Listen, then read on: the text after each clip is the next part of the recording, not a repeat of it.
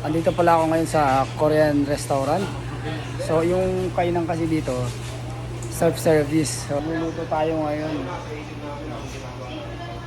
Feeling social pero hindi tayo social. First time ko kumain pala dito. Kasi mo, nagpatulong ako dito. Magtago-tago dito. Patulong ako dito. Hindi ako marunong magluto eh. Alam mo, taga bundok eh. Dito ka muna.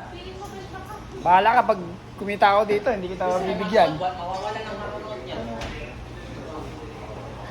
Kumulo na. Hindi ako marunong eh. Alika dito.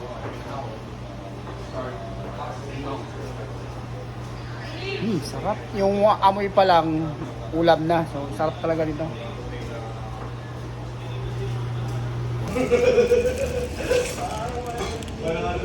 Ano ba gamitin to?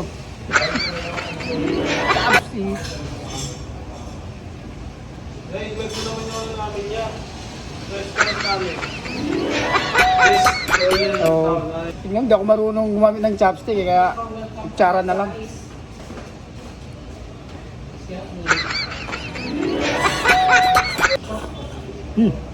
Hap. Hindi ako marunong gumamit ng chopstick. Hindi bagay sa akin, no?